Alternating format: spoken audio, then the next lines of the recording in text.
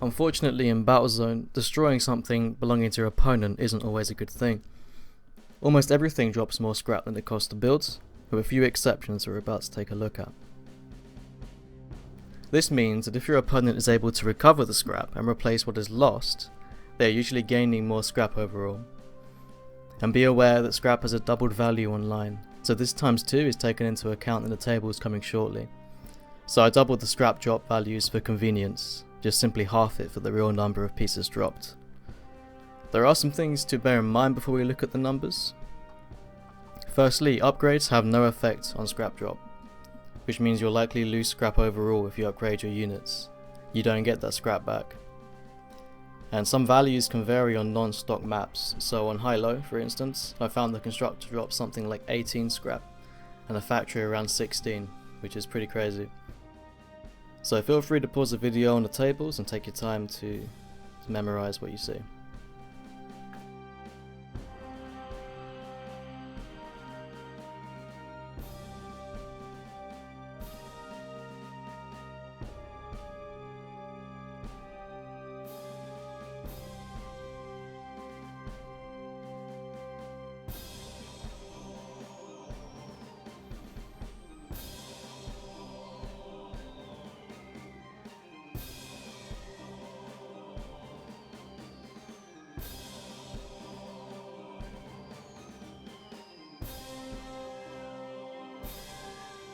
Alright, so let's go about analysing this a little bit.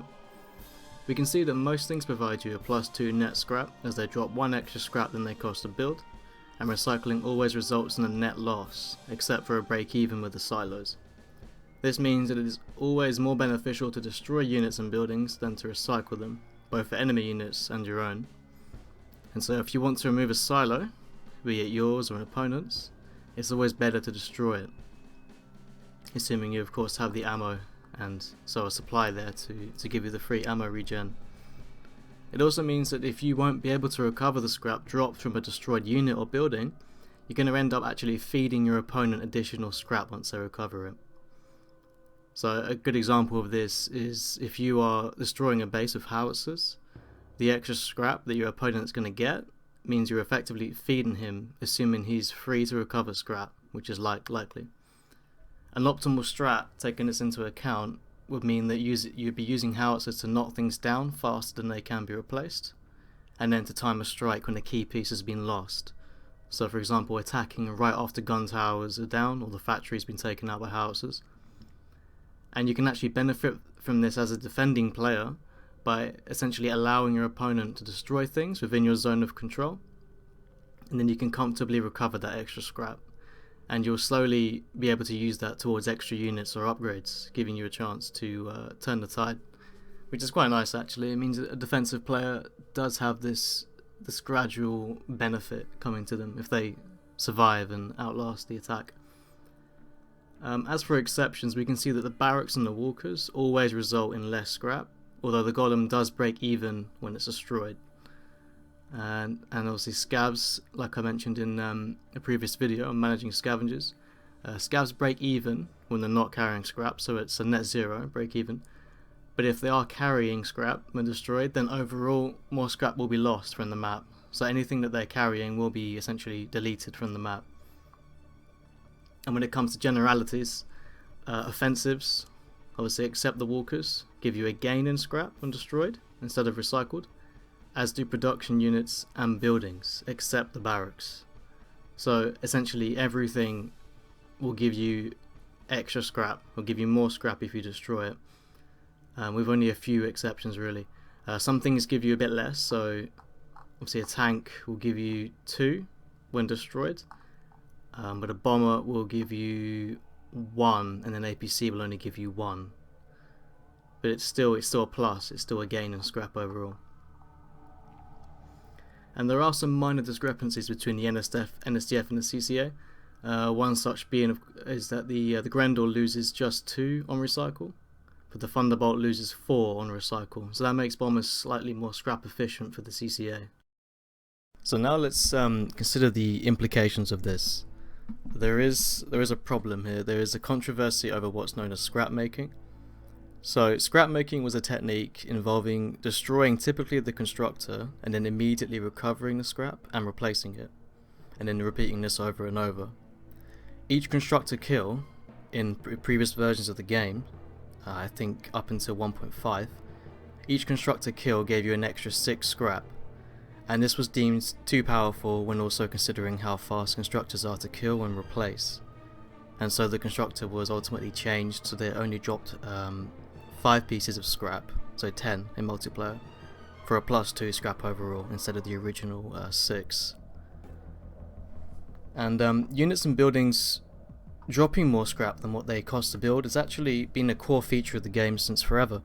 It's a desirable thing as it provides defending players a gradual reward for successfully holding off attacks, and it does help to replace scrap lost by destroyed scavengers holding scrap, and also scrap lost that dropped on too much of an incline so it gets deleted.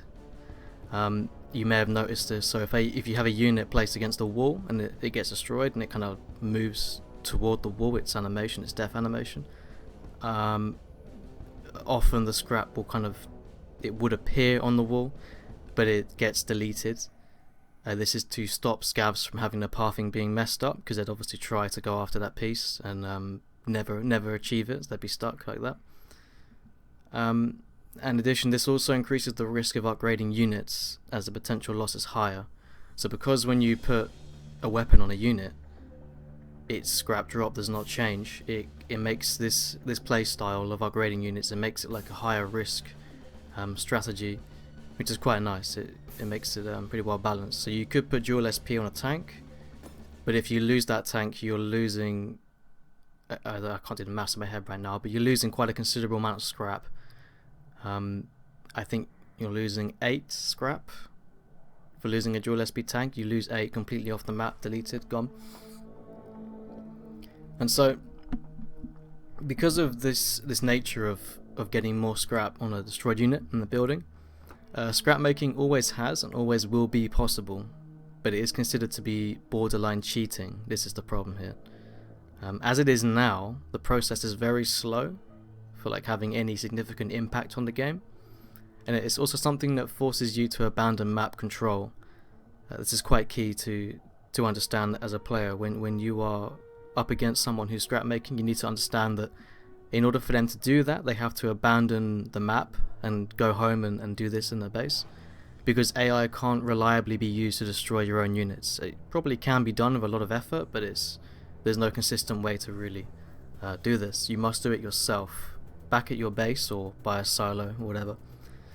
So as a result, in any real strat, you'll be putting yourself at a big disadvantage while your opponent gets free control over the map and free time to harass your territory.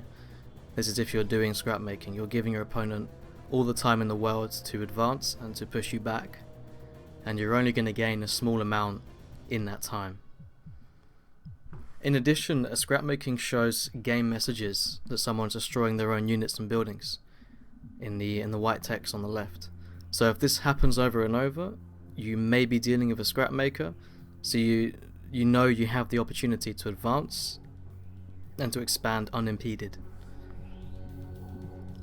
Okay, so this comes over to the debate over what constitutes scrapmaking. Destroying your own units instead of recycling them is an intelligent decision that indicates you have a deep understanding of the game and of the numerical values involved. And the problem here is that there is nothing stopping you from making units and then destroying them with the express intent of getting more scrap. Now, this is what I feel to be the best solution to the problem. Destroying your own units that you would have intended to recycle due to damage, ammo used up, or an accidental or a mistake build, or a mistake in upgrading the weapons, or you've changed your mind over weapon upgrades. I think that's an acceptable technique in maximizing efficiency of resources. So if you're destroying them because of these reasons I just said, then I think that's acceptable, because you're simply using the features of the game, the mechanics of the game, like the numerical values, and using them the most efficiently as you can. I say it becomes cheating when you're opting to destroy, obviously instead of recycle, units that are at full hull and ammo. So if a unit is completely untouched and you destroy it, this is when it's starting to become clear that you are trying to abuse the game mechanics. And so yeah, the grey area essentially in this is destroying units and buildings that you accidentally built or made a mistake with while upgrading them. And an example of this for upgrades is if you give an offensive unit a mine special, so prox mine, M curtain or Mitz mine, something like that, solar flare, they will always drop them when firing other weapons, which means they obviously waste their ammo and they will disrupt the field. So if you have a tank with M curtain, it's always going to drop it every time it engages, which can seriously cause a lot of problems. So you may want to choose to recycle, and then ultimately you choose to destroy it because it's more efficient. And so this is of course open to abuse by players who are being dishonest. But this is an extremely rare example of dishonorable play and poor sportsmanship that likely won't happen. But the problem is that it could happen. And like I mentioned previously, there are in-game messages when someone is destroying their own things. So this does inform you that something is going on, and it is then up to you to go over there and stop them, using the time and control that they are handing over to you in the meantime. And so today, ultimately, scrapmaking has been nerfed to the point where even if you intend to maliciously scrapmake as much as you can to get an edge, you probably won't get very far unless your opponent is remaining defensive and isn't capitalizing on it. And you could argue that this is their fault for not realizing and doing something about it, but many players are not aware of the nature of net scrap gain in Battlezone, hence this video. This is probably something that should be considered subjectively on a case-by-case basis. It is quite clear when someone is abusing game mechanics to get ahead, and when they are simply using the game mechanics fairly and reasonably. Expressing this as a rule is very difficult, but for experienced players the distinction is usually clear and unambiguous. A historical example would be 1.4 players, one known as Big Pussy, and another one was Golem, who would base it, or also known as Turtle, on Biometal Rum, and he would kind of set up a wall of golems to be safe, in the while of getting his free 6 scrap every time, or it'd now be 2 scrap every time he destroyed a constructor, and he'd get that every few seconds. Now this is quite clearly cheating through abuse of game mechanics, because you are safe to accumulate an insane amount of scrap. So he could get 10 gun towers, dual blast, 10 walkers, and at that point he's so strong that it's really hard to win. It's quite fun actually as a challenge, but in terms of competitive integrity, this is really a problem. You can't tolerate this as a play style, really. It just ends the game in a stalemate, and you'd never be able to determine a winner. It would be a nightmare, honestly. If someone did this in a tournament, it would be a real pain in the ass. And so I'd like to sort of give you like a counter example of something that I think would be acceptable. So if you imagine an intense battle on Canyon Madness, I've got a half destroyed constructor, I've got some low HP scouts, I've got a tank that accidentally picked up Thumper that I intended for something else, and I've placed a power in a bad position, so it's like blocking the entrance to my base. I'd say that if you just destroying all of those is not cheating, because the reason behind it, the logic is that you're choosing to recycle them, but you're destroying them instead because it's a more efficient process. It's obviously assuming that you have a supply to get free ammo. If you don't have a supply when doing this, then you have to pay for the ammo, and then you're kind of destroying you're removing the advantage. You're gonna have to spend money on the ammo, which is obviously not good. So if you do intend to maximize efficiency and save, get extra scrap, you will need to do this with a supply in order for it to actually give you a net benefit. Building underway. Who's next? Yes, sir. Construction rig here. Yes, sir. No can do. Unit complete. Building. Who's next? Yes, sir. Big guns in position. Unit factory here. Building underway. Big guns in position. Building lost. Yes, sir. Building complete. Unit And another good case example, another thing to discuss on this issue is the Minelayer. I brought this up in a Discord recently, but I thought I'd sort of explain it again. The Minelayer is effectively, it's free to replace if you destroy it. The CCA actually gets +2 scrap rather than breaking even. So the NSDF, they get back just as much as they spent on destroying a Minelayer. CCA actually gets +2 on top of that, so you would be effectively scrap making if you did that to your Minelayer. And so, and when it comes to recycling and rebuilding it, so like the traditional way of doing it, you lose 2 scrap as NSDF each time you recycle and remake, or 1 scrap as CCA. So there's clearly an incentive there to destroy it. And what makes this really an issue is that reloading miners takes a very long time. It's far more efficient to recycle it, but then even more efficient to destroy it and then recover the scrap in that time. To the point where it's free to maintain mine layers forever, and it actually rewards you with more scrap over time if you are CCA. So this is an interesting sort of case where it's questionable whether or not this would be tolerable.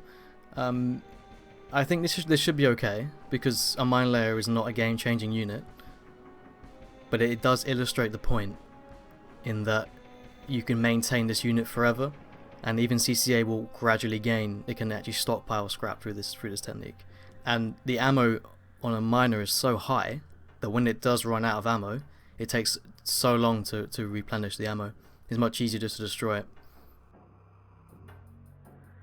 And so with the exploit of scrap making out of the way, I wanted to emphasize the strategic importance in knowing all of this information for the conclusion of this video, essentially how this helps you in Strat. Here I'm on Corner Pocket, with my production unit set up and scrap being taken down one side, and I've decided to move around to the other side to harass my opponent's startup.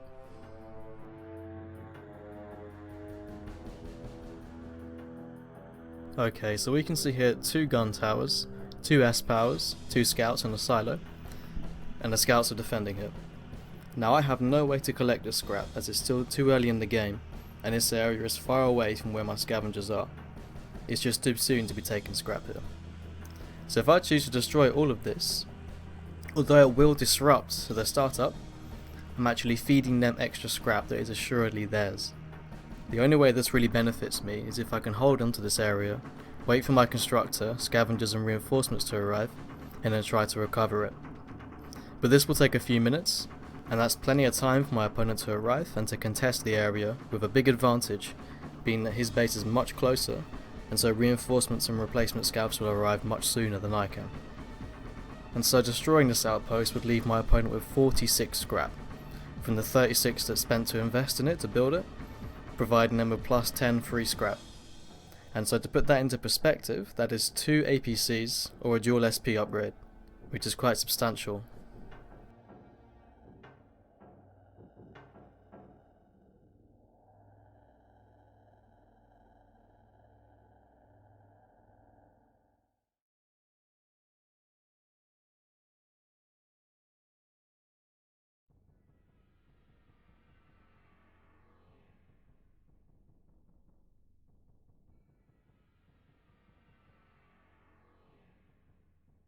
So it took me over a minute to destroy this, and as you can see I'm already out of ammo, and my tank is nearly gone.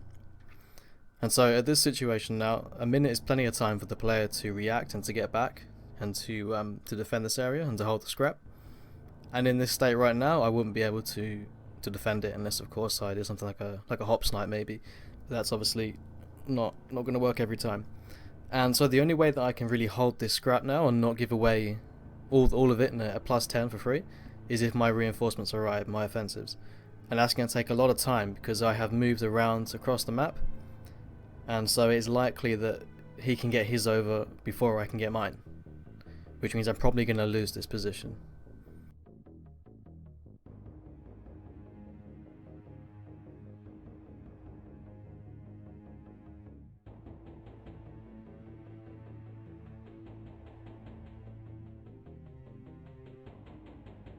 Now onto the map Ice Ice Baby.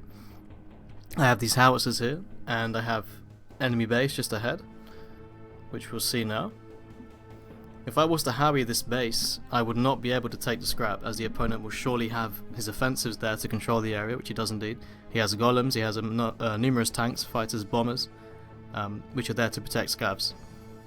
If I was to harry his gun towers, supply hangar, and powers, he would be getting a plus net scrap. He would be getting extra scrap for each kill, and he would be able to freely take that in, completely safe with his offensives. There is the barracks, of course, if I see it in the corner. The barracks there on the left. As we saw earlier, barracks do give -2 on kill. So whenever you build a barracks, if that's destroyed, it will end up with less scrap than you had building it. And so this means that taking out the barracks does make sense, but bear in mind that the thing is with that building is once that it's been made, it's already served half of its purpose just on being built, which is the +5 pilot. And also take a very long time to kill owing to the really large amount of hull. So my opponent will be able to comfortably recover any scrap lost from the supply hangar and gun towers. And so obviously from those two, the hangar and supply, that'd be 2 scrap. Each gun tower 2 scrap, and each power 2 scrap.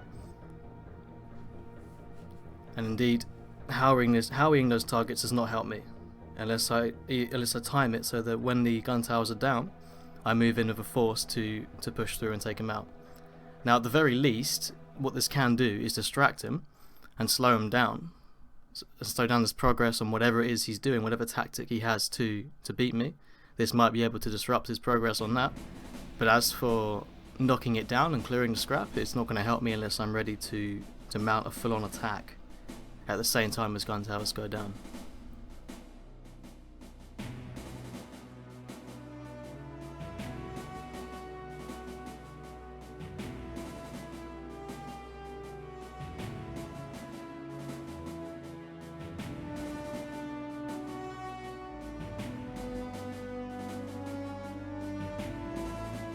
And finally, there is a variation in the priority of things to kill. It's obviously based partly in their importance and the time taken to replace them. So a factory and constructor, consider how important they are as units and how you can't do anything for a period of time when you don't have them, and that they're so slow to move around the map. But additionally, in each unit or building scrap drop count. Now, as we saw earlier, NSDF walkers and all barracks of both factions result in -2 net scrap. NSDF Minelayers break even, along with CCA golems, and then you've got the scavengers of both factions that will break even at worst. So if they're not carrying anything, just a completely empty scav, they'll break even. But if they're carrying sort of 2 or 3 scrap, they will begin to be, well actually if they are carrying any scrap, they will lose that scrap, either -2 or -4, depending on how much they're carrying. Because of this, you should always destroy these targets if they're within enemy territory, so any of the things I just mentioned there, and especially the scavs who are heading back to base with full scrap. If you can destroy these things, you are effectively reducing the amount of scrap your opponent has. You're permanently deleting it off the map for them. And as a contrast to that, you want to be ideally destroying things, anything else that has obviously the net scrap gain, as close to your territory as possible. So making it as safe as possible for your scavs to get it. So for example, if you see an enemy army, you should be trying to lead them as close to your territory as possible. Bring them in and lure them in as much as you can, and then take the engagement. And even if you ultimately lose that engagement, all the scrap is going to be so close to you that you can simply get there quicker than he can. Take out his silo, and then he's crippled, and you are on a shot to win the game now. So that's the concept of a net scrap game, and what its implications are for strat. Now please leave a comment and let me know your thoughts, and I hope this has helped you out to understand the more advanced principles of the scrap resource, and thank you for taking the time to watch the video. I'll see you in the zone.